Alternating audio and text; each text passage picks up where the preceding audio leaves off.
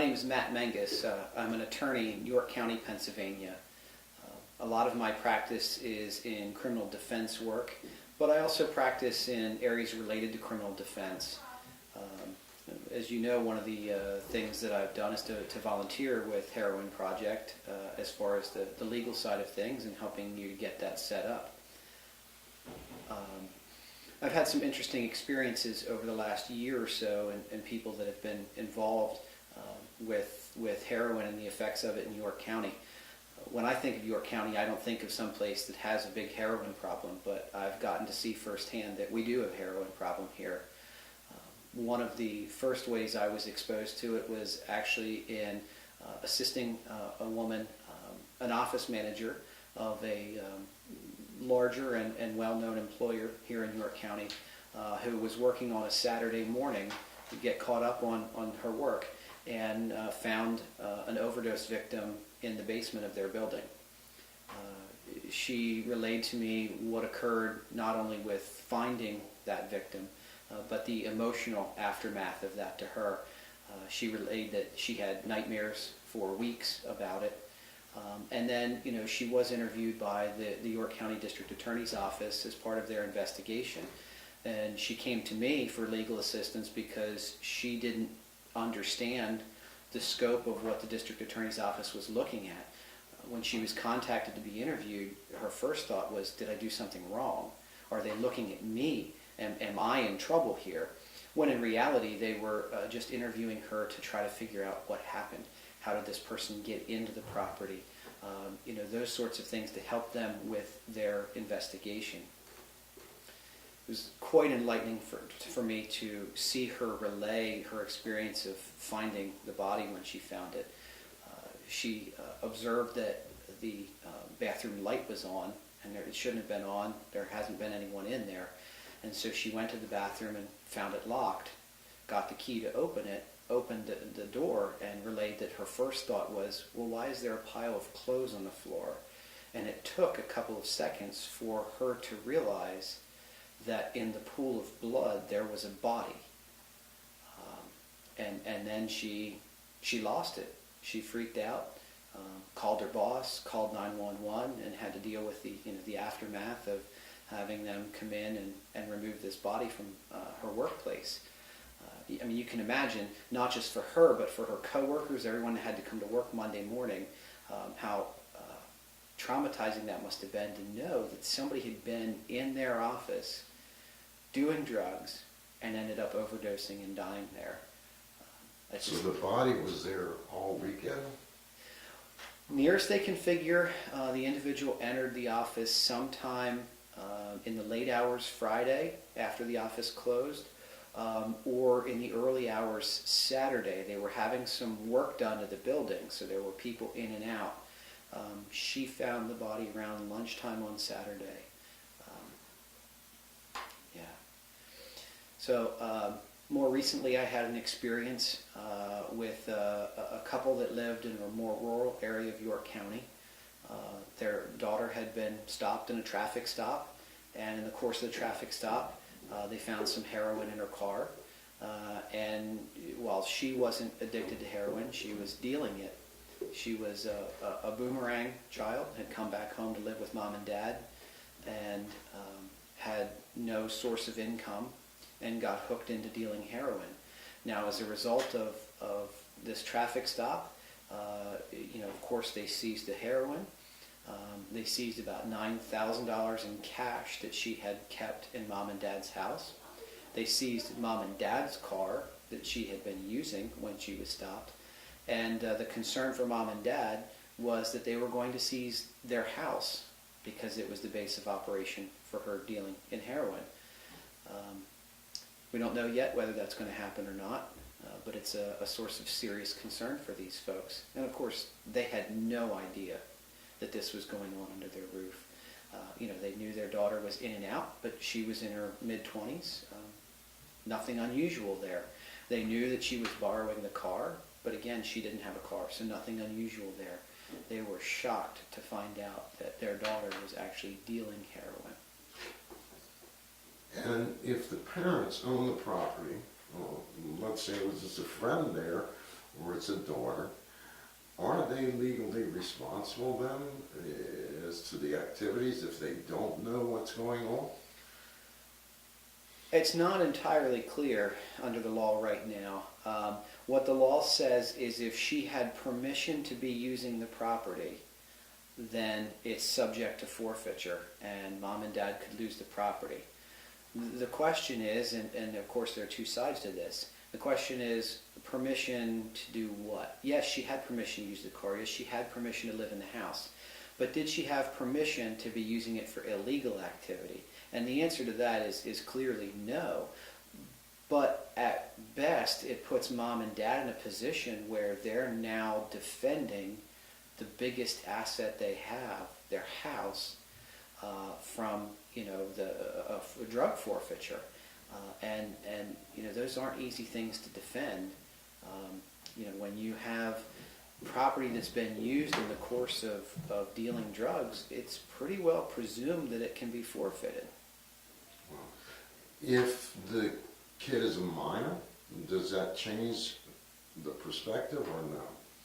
Whether they're a minor or not doesn't change that. The question is if the property doesn't belong to the person who's caught, were they using it with permission?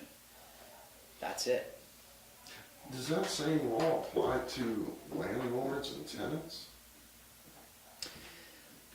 Generally, it does not apply to landlords and tenants, and I say generally because that's assuming that they're subject to a written lease. Most leases are going to have a provision in it that says you can't use this property for illegal behavior, and that's exactly why, so that it's clear if there is a forfeiture action brought that this person didn't have permission to be using it for illegal activity like dealing in drugs. I see.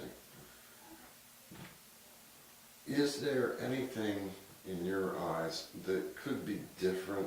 I'm sure there's a lot of things in the legal system that need to be changed, or the approaches that are taken. If you had your druthers, what would you suggest they be as far as this whole drug paradigm is concerned?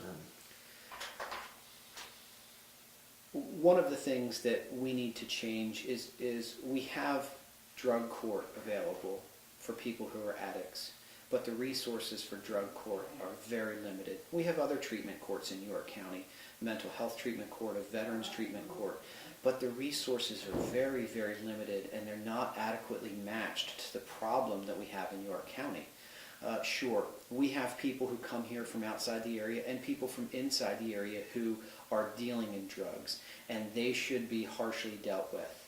But we have people here who are addicts, and they need to be dealt with as addicts. Throwing them in jail doesn't help the problem. Even allowing them to participate in an accelerated rehabilitative disposition program doesn't help the problem. They need help dealing with their addiction, and until they get that help, they're not out of the woods, and we've not solved the problem for that person. So, in other words, if somebody needs that kind of help, even if they're in the legal system, they're still not going to get it. They may not. We have a very limited number of slots available for drug court, and drug court is a way to deal with the charges in a way that's not going to be quite as harmful for the person. They don't get out of responsibility, but they get treatment, and they get counseling, and they are accountable to do those things while they're in drug court. And if they don't complete them, then they're thrown out of drug court. But we don't have enough space available. I constantly am getting the emails from the court system saying treatment court's full, or then a couple months later we have a few vacancies in treatment court. We're not spending enough resources to have treatment court available for those that need it. And these are the people that get caught, that are convicted and so forth. Correct. But there's so many that don't, so there's nothing available to them. If they don't have health insurance, I'm asking this as a question, if they're not convicted, if they're not charged with anything, but they do want treatment, they do want to get into rehab, what's available locally for them? Without health insurance, there's not much that is available. It's health insurance or private pay.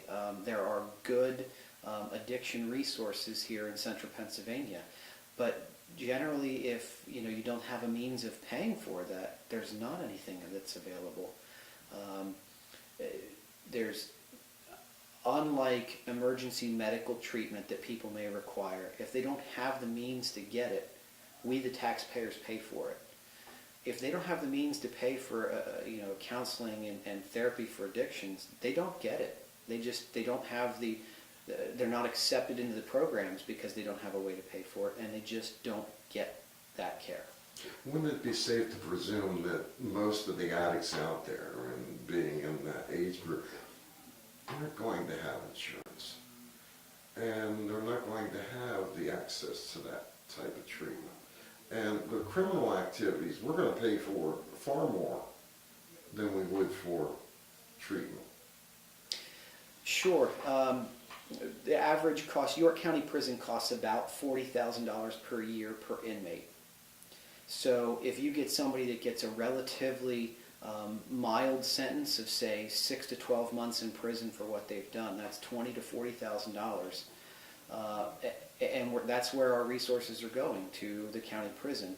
If we could take those resources and make them available for treatment, then we're spending the same amount of money and getting a better result for it. And that is someone who doesn't have the stigma of having been in prison and having a criminal conviction, and getting them the help they need to curtail their addiction. If these people could get help, where would that begin? How would it begin? Was it a legislative procedure? Is it a local procedure? Who makes that decision? That happens at a number of levels.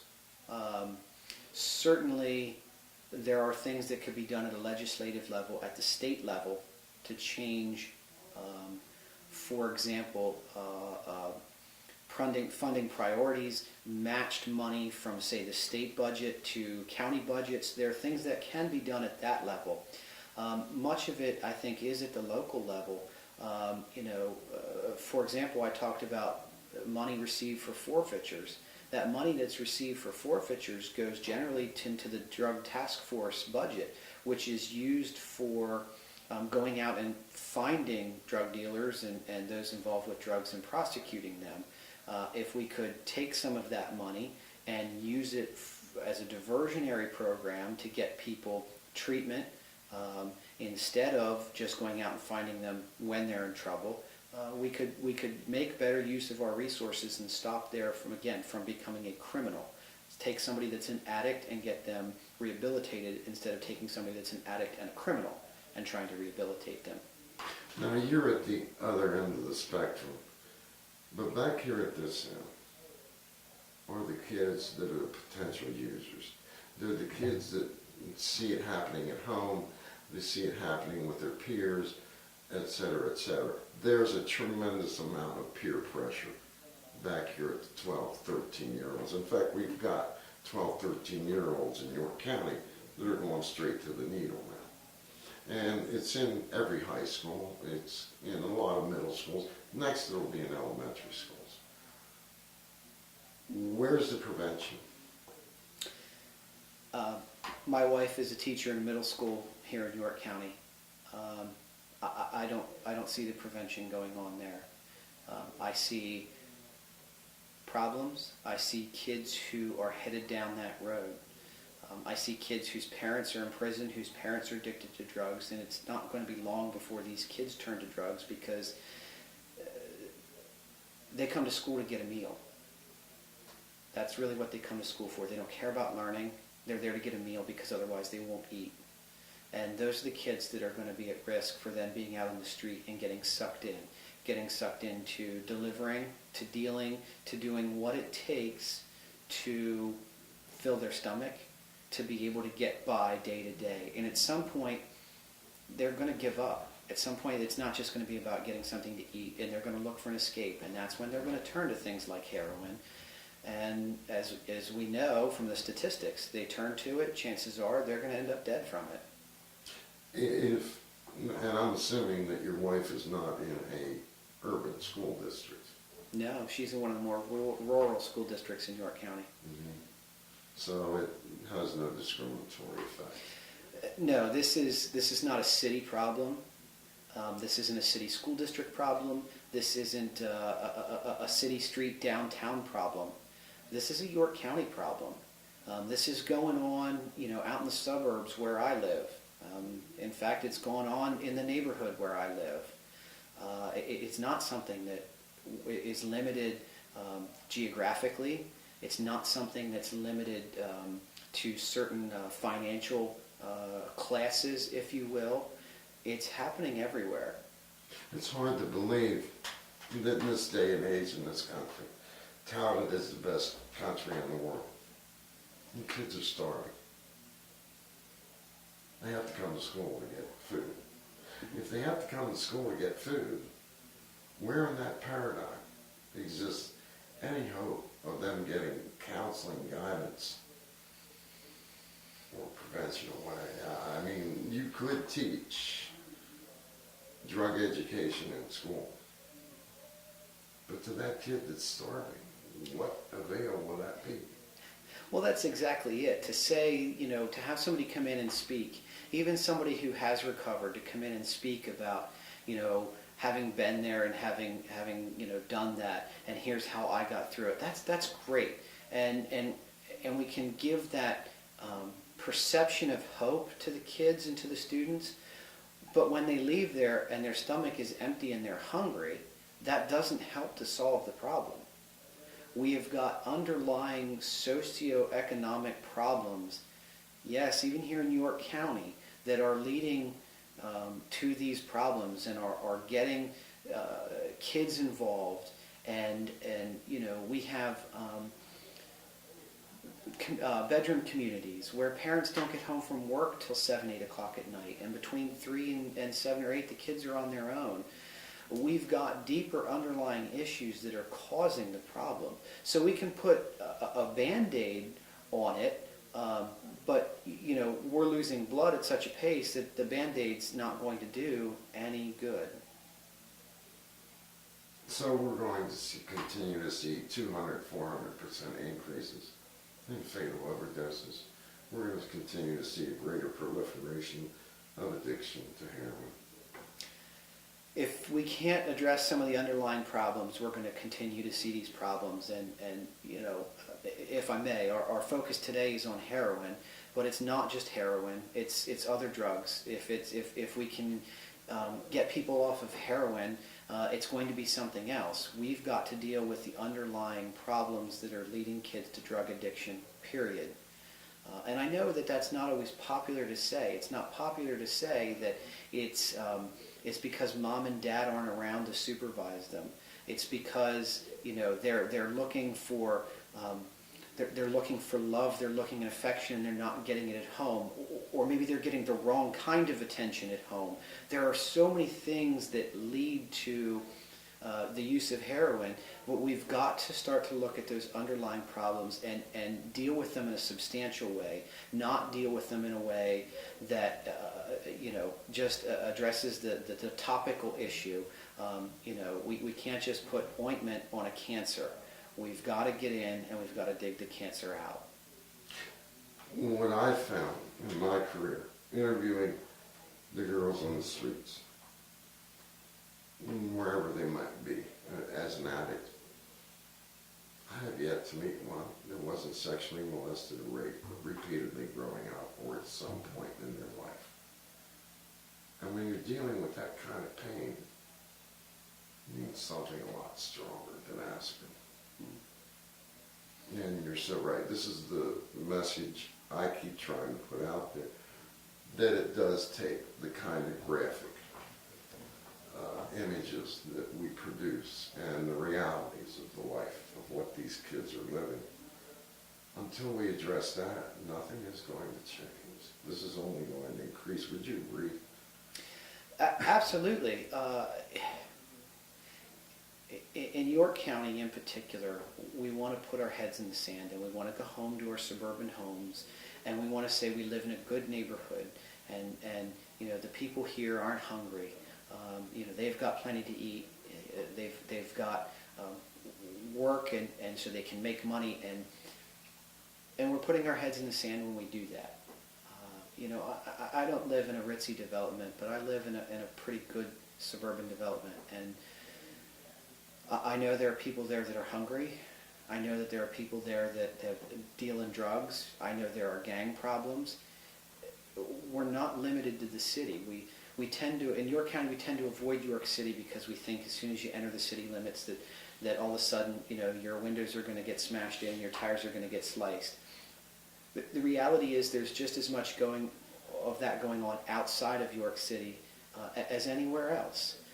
Sure, there's a concentration of people in York City that may make it seem more evident, but it happens everywhere. Again, unless we can address those underlying problems that people are having throughout York County, we're not going to address the problem of heroin in York County. And aren't these same kids that I see out here in the streets, did most of them not migrate in from rural and suburban York County to the city to get closer to their drug supply? We have some of that going on. Not so much recently, but over the last 5 or 6 years, we've also had an influx of people that have moved up from the Baltimore area into our more rural developments, and they move there because they want to get away from that city environment. But to some extent, they've brought some of those problems with them.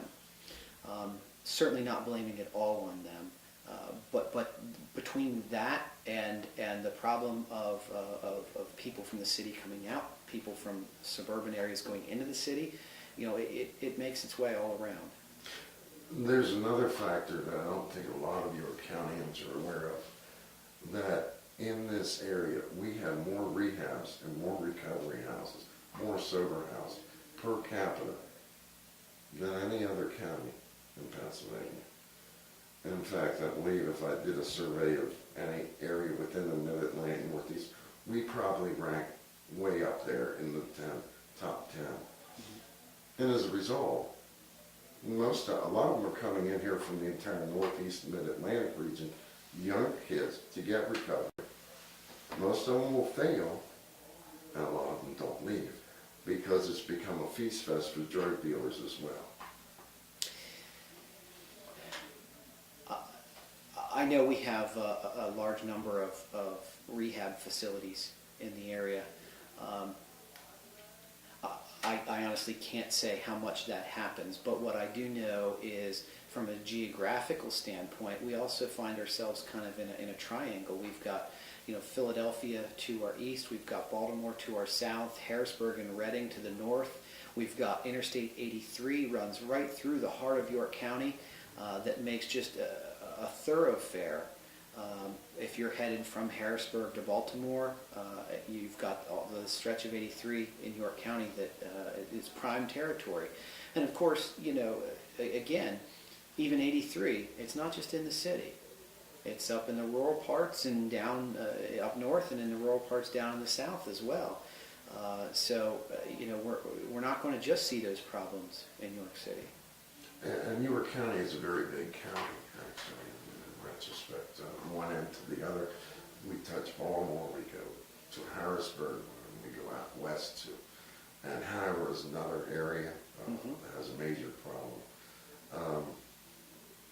If you were the guru and you had the authority, what would you change first? What would be the biggest factor you'd like to change? I would like to see us stop putting window dressing up and thinking that it solves the problem. I would like to see us get down in the trenches, so to speak, with where the problems are, and to find out what is making the addicts, so that we can address those problems, not just for that addict, but for a group of addicts. We do have some places in York County that try to do that, and they can to some limited with some limited success. But we need to get down and we need to find out what's causing the underlying problem, and then we need to address those. And again, I think that that's going to be socioeconomic problems that we're going to have to address with people. The reality is, as neighbors, if you know your neighbor's struggling, buy them some food and take it over. Make sure their kids can eat so they don't have to turn to drugs. Relieve some of that pressure. How about spending time with those kids? Sure. I mean, I see it in my own development. We moved 4 years ago, and my wife really wanted to move into a development where there'd be other kids around the age of our kids. And, the reality is we're out playing, but most of my neighbors have fenced-in yards and they're within their fences. I couldn't tell you the names of the kids that live in the houses that back mine and right around there because I don't see them. I don't know. I'll hear them out playing, but they have a 6-foot fence up, and I don't see them, and I don't see them around the area. I don't see them out walking. I don't see them acting like a community, like a neighborhood would act. And we need to get back to that. We need to get outside of our comfort zones of just our little area and interact with the people around us and remember that we are a community and we are all in this together, and we will get out of our community what we put into it. And again, I mean, as you see, you can't know what somebody's needs are till you've gotten to know them and see what their problems and their struggles are. And when you see those, don't be afraid to step up and help. It doesn't have to be a big showy effort. Grab the kids, say, hey, we're going out for some ice cream. You want to come along? Simple things that you can do to just engage the kids around you. And if you see a family that's struggling, find out if there are ways you can help. In York County, especially for native York Countyans, we're not fond of asking for help, but we're generally not going to turn it down when it's offered. Have we become so isolated that whether it's via technology or what it might be, that you don't know your neighbors, we don't talk to each other, we don't socially engage. And as parents, if we don't do that, we don't set much of an example for the kids either. And I don't know where that went awry. I don't know why it went awry. I think technology has had a lot to do with it. Been a number of people that kind of poke fun at the idea of having friends that you've never actually seen in real life, and we can chuckle about that and we can laugh about that, but certainly there's a part of that. When you're engaging with people in social media, Facebook, Twitter, whatever, you see what they want you to see. You see the pictures that they post online, you get the narrative that they post, and they can make that what they want that to be. But when you actually get to know somebody and you're looking in their eyes, face to face, that's when you can see what's going on. There are very few people who can look somebody in the eyes and not be able to tell if there's a problem. But it's easy to ignore, even if they tell you online that there is a problem. It's easy to ignore that. It's easy to just say, "Oh, I hope things get better." Well, don't just hope things get better. Help things get better. Very good point.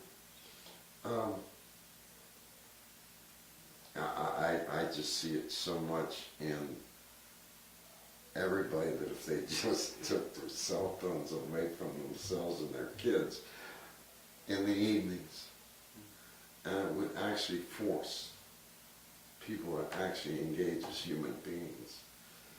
But when they feel, as you say, they're illusional friends, they're not real friends, and these kids can get real nasty behind the text. Well, people can too. Mm-hmm. Behind the keyboard or behind the text message, things that they wouldn't say or do in front of a person. It's keyboard courage so to speak. I don't know where that's become an addiction. We've become addicted to an alternate reality, whether it's social media, whether it's mostly for men pornography, whether it's watching this latest reality TV series that's we all know isn't reality the way we live. We've become addicted to an alternate reality, and we have to stop, and we have to kind of reset that and reset our expectations.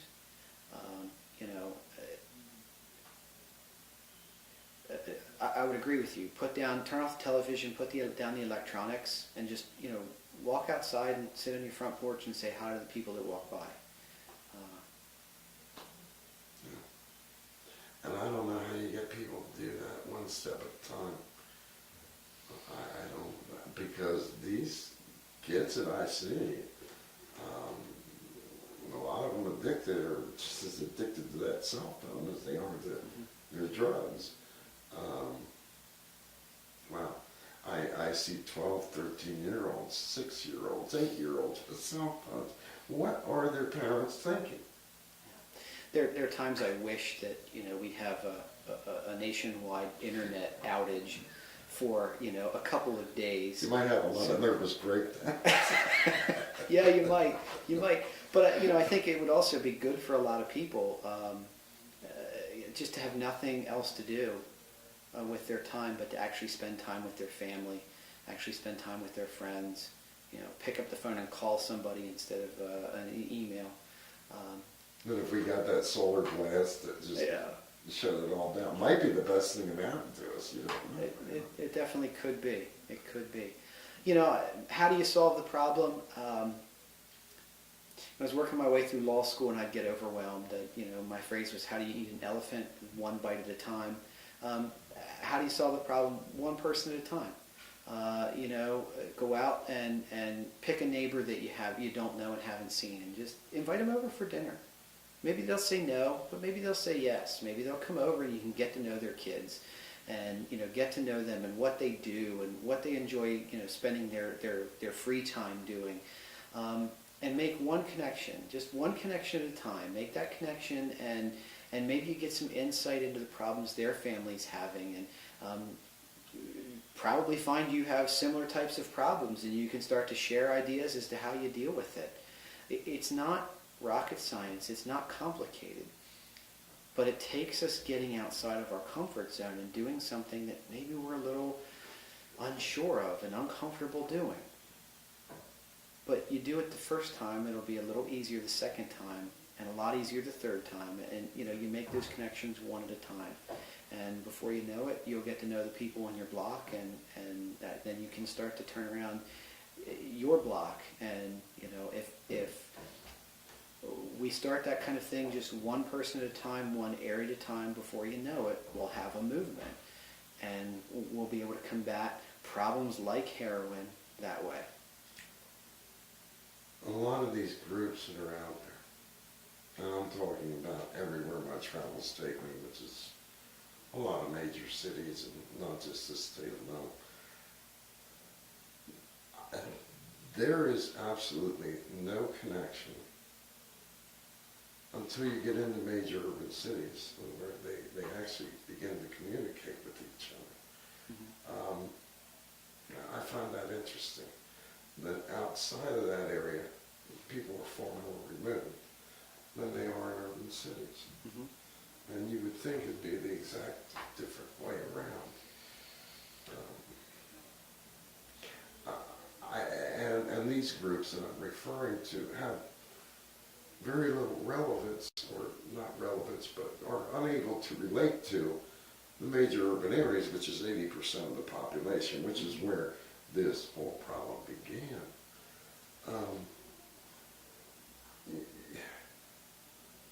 So we're going to legislate, incarcerate, and educate our way out of this.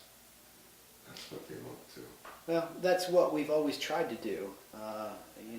We're 50 years into the war on poverty, that we were going to legislate and educate our way out of, and spend our way out of. If we just throw enough money at the problem, that'll fix it. And certainly some money is needed to deal with these problems, but it's not effective to just throw money at the problem without a real plan for how you're going to use the money and how you're going to fix the problem.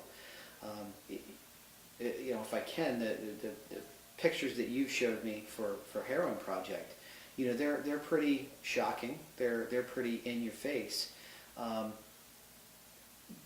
But a lot of times we need that because we ignore a problem until it's put there right in our face. And frankly, sometimes even when we see pictures like that, we say, well, that doesn't happen here. That's not going on in York County. That's what happens in Philadelphia, Reading, Harrisburg, Baltimore. But I know it happens here because I've talked to the people who are dealing with those problems. Again, go back to the woman that found the dead body. She knows those problems are real. She's seen it firsthand.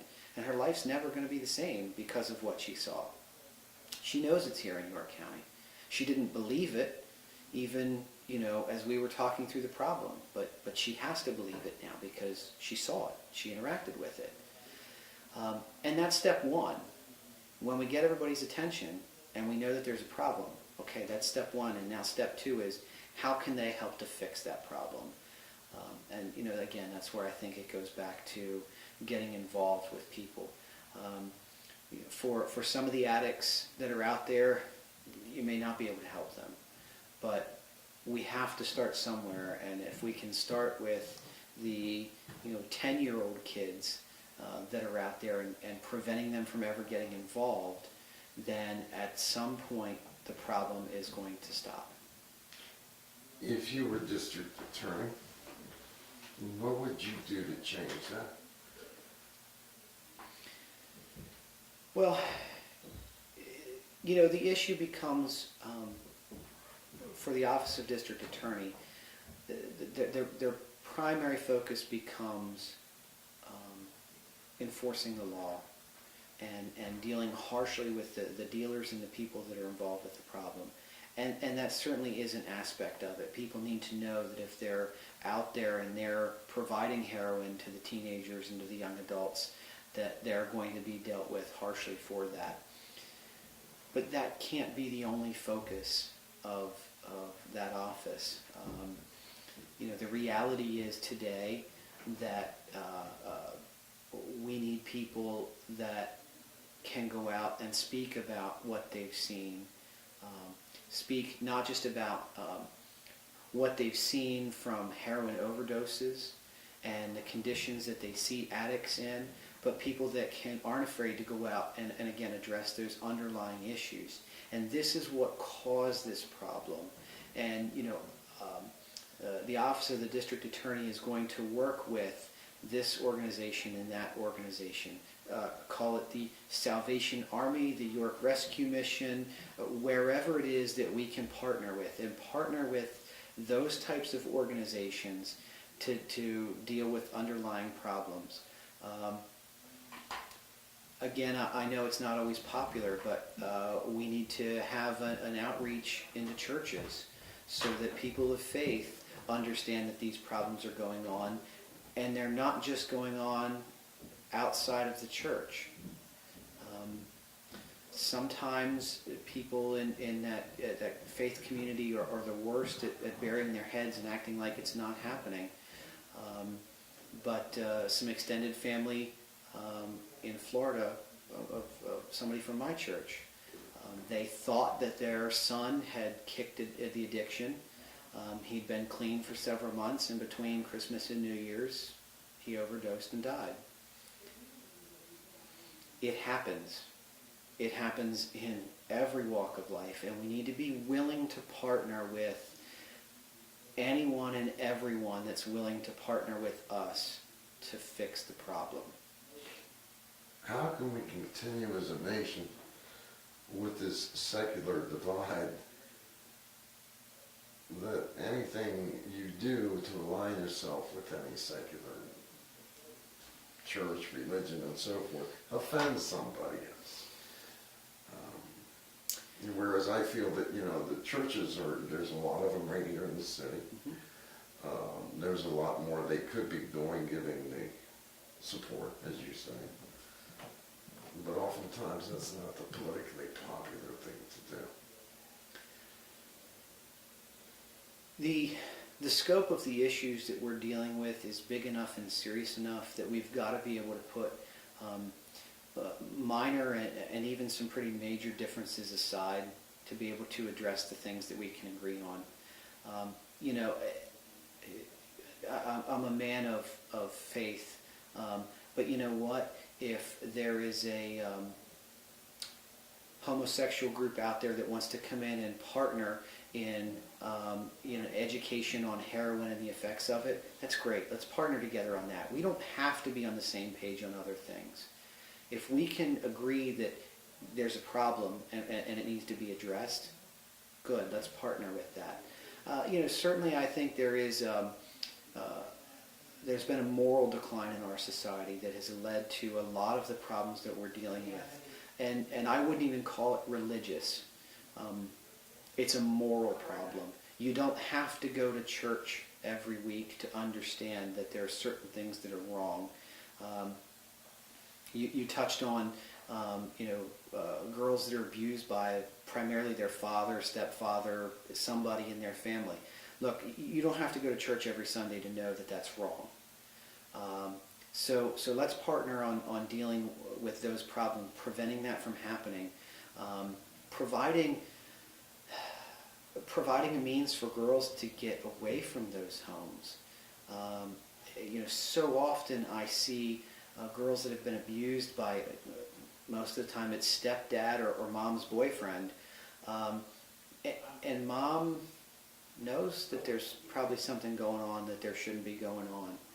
But she depends on him to pay for the roof over their head and to bring groceries into the house. And she's not willing to put that security at stake to deal with the problem. That's a problem. We need to have places that girls that are being abused can go. If mom's not willing to pull them out of the house for their own safety, security, whatever, we need to have places for those girls to go. We need to have places for the women with children to go so that they can get away from that man that's abusive, whether it be to them or their children. There's no simple answer, but again, a lot of the things that we're talking about are things that yes, the church groups and the religious groups would be out on the forefront of saying this is wrong. But it's also issues that everyone can agree this is wrong. We just need to get involved in those issues. How do you stimulate society? I found this is about the best way, but how do you really give them the incentive, motivate, create them? Because today, activism is no more than fingers across a keyboard. Mm-hmm. Mm-hmm. Well, the reality is, anymore, people aren't concerned about things that don't directly affect them. So, how do you get people involved? How do you get them to care? You've got to show them how it affects them. You've got to show them that the string of car break-ins that happened in their neighborhood was directly related to somebody feeding their heroin addiction. And they now pay more for their car insurance because of somebody's heroin addiction.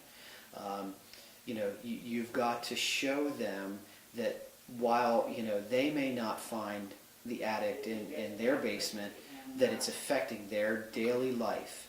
And until you do that for people, I think unfortunately they're just not going to care. Now, are we going to have a breakdown before we have a breakthrough? Maybe. I hope not. I know a lot of people that are working to do a lot of things to try to correct the direction of our country, correct the direction of our local area with respect to the moral breakdown. Gosh, I pray every day we don't have a breakdown to have a breakthrough. I pray that it's not too late, that we can slowly, one person at a time, affect the people in York County so that we head the right direction. And York County has been the leader in a lot of things statewide in Pennsylvania. We've done some programs that we've been on the cutting edge of. And we've been able to use those as an example to go to Harrisburg and say, you don't need to legislate harsher penalties. Here's what we've done. Now let's make this work across Pennsylvania. I see this as one of those things that we should be on the cutting edge of so that we can again tout, in York County, here's what we did. Beyond the education, getting out in the communities and showing people how the daily connections to the heroin problem that we have, and then giving them simple steps they can take to start to address the problem. And if we can do that, we're going to eat that elephant one bite at a time. I think the local Christmas Addicts is probably one of the best examples in the country of a Christmas Addicts. And they've been pioneering a lot of things, as you say, throughout your county. But they don't hit the newspapers, they don't hit the media. There's no accolades for an Oprah Winfrey for that. No. They have to be in front of TV every time they emasculate themselves. The silent people. Look, part of the problem we have today is the type of news that we get. And we get the type of news that we want. We get the type of news that people pay attention to. And that's generally bad news. The reality is that's what gets ratings. Even news organizations have to stay in business. They stay in business by getting ratings and selling advertising.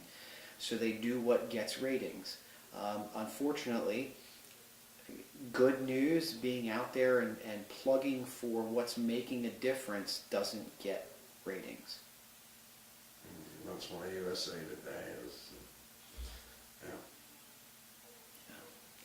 That's why there's a lot of news media that's headed under.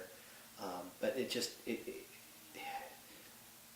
the news we get is no different than the elected officials that we get. We control what we get. We vote not just in our elections, but we vote with what we put on our televisions. We vote with the websites we visit. We vote with the radio we listen to. We vote with all of those, with our purse in all of those areas. So if we don't like the news that we're getting, stop listening to it. Find another way to get your news. And if enough people can do that, we'll start to get the good news. We'll start to hear about the Crispus Attic and what they're doing in York City. My wife and I made what for most I think would be a difficult decision, but what was an easy decision for us. And we decided we were going to send our kids to private school, but not to any private school. We sent them to a private school downtown here, whereas white kids, they're the minority. And it has been just incredible to see how that's affected the way my kids grow up. My son was in first grade and describing one of his classmates to my daughter, and he said, the kid with brown skin, he didn't know what to call him.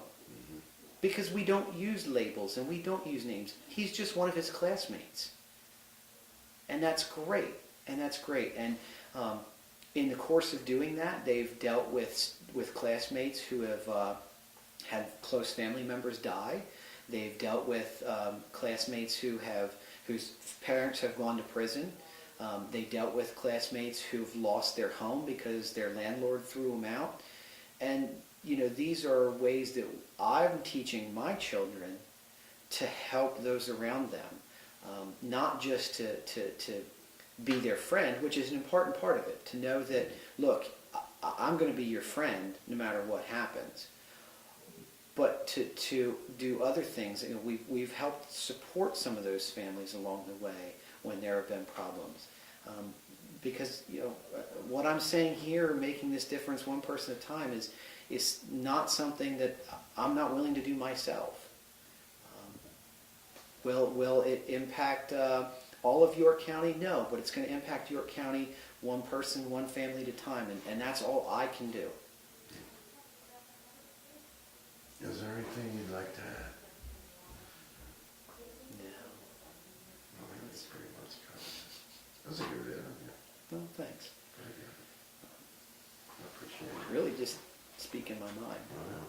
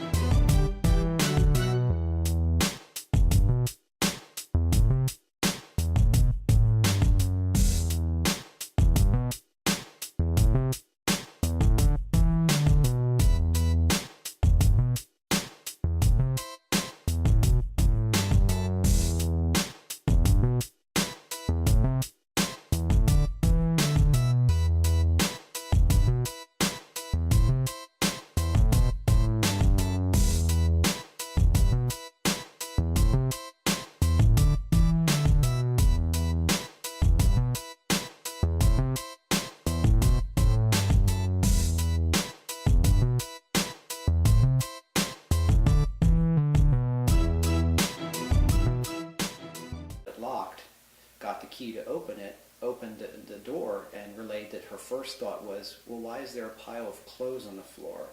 And it took a couple of seconds for her to realize that in the pool of blood there was a body. And then she lost it. She freaked out, called her boss, called 911, and had to deal with the aftermath of having them come in and remove this body from her workplace. I mean, you can imagine, not just for her, but for her coworkers, everyone that had to come to work Monday morning, how traumatizing that must have been to know that somebody had been in their office doing drugs and ended up overdosing and dying there. So the body was there all weekend? Nearest they can figure, the individual entered the office sometime in the late hours Friday after the office closed, or in the early hours Saturday. They were having some work done to the building, so there were people in and out. She found the body around lunchtime on Saturday. Yeah. So more recently I had an experience with a couple that lived in a more rural area of York County. Their daughter had been stopped in a traffic stop, and in the course of the traffic stop, they found some heroin in her car. And while she wasn't addicted to heroin, she was dealing it. She was a boomerang child, had come back home to live with mom and dad and house. But did she have permission to be using it for illegal activity? And the answer to that is clearly no. But at best, it puts mom and dad in a position where they're now defending the biggest asset they have, their house, from the drug forfeiture, and those aren't easy things to defend. When you have property that's been used in the course of dealing drugs, it's pretty well presumed that it can be forfeited. If the kid is a minor, does that change the perspective or no? Whether they're a minor or not doesn't change that. The question is if the property doesn't belong to the person who's caught, were they using it with permission? That's it. Does that same law apply to landlords and tenants? Generally, it does not apply to landlords and tenants, and I say generally because that's assuming that they're subject to a written lease. Most leases are going to have a provision in it that says you can't use this property for illegal behavior, and that's exactly why, so that it's clear if there is a forfeiture action brought that this person didn't have permission to be using it for illegal activity like dealing in drugs. I see. Is there anything in your eyes that could be different? I'm sure there's a lot of things in the legal system that need to be changed.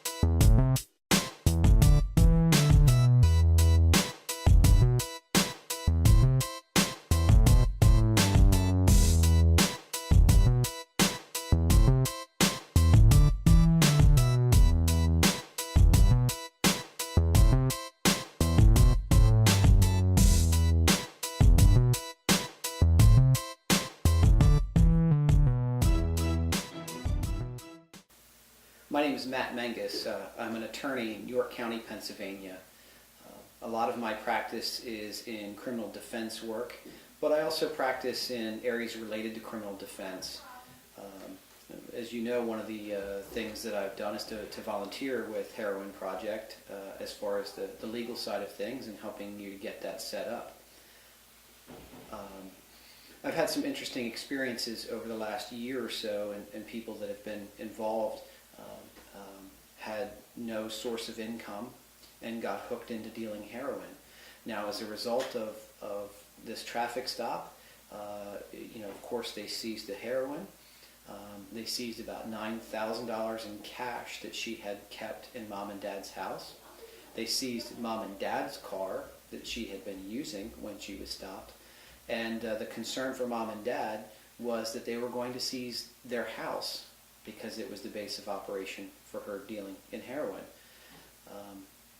We don't know yet whether that's going to happen or not, but it's a source of serious concern for these folks. And of course, they had no idea that this was going on under their roof. They knew their daughter was in and out, but she was in her mid-20s.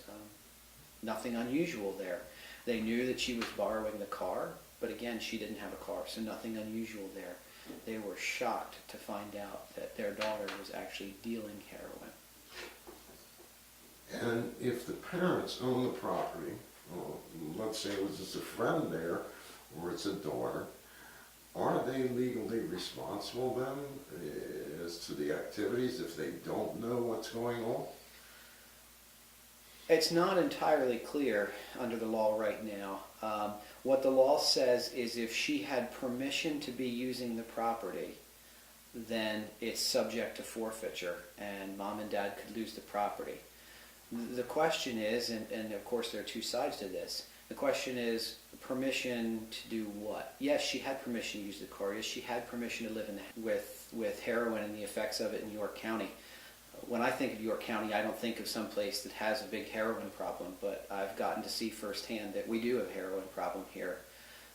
One of the first ways I was exposed to it was actually in assisting a woman, an office manager of a larger and well-known employer here in York County who was working on a Saturday morning to get caught up on her work and found an overdose victim in the basement of their building. She relayed to me what occurred not only with finding that victim, but the emotional aftermath of that to her. She relayed that she had nightmares for weeks about it. And then, she was interviewed by the York County District Attorney's Office as part of their investigation. And she came to me for legal assistance because she didn't understand the scope of what the District Attorney's Office was looking at. When she was contacted to be interviewed, her first thought was, did I do something wrong? Are they looking at me? Am I in trouble here? When in reality, they were just interviewing her to try to figure out what happened. How did this person get into the property? Those sorts of things to help them with their investigation. It was quite enlightening for me to see her relay her experience of finding the body when she found it. She observed that the bathroom light was on, and it shouldn't have been on. There hasn't been anyone in there. And so she went to the bathroom and found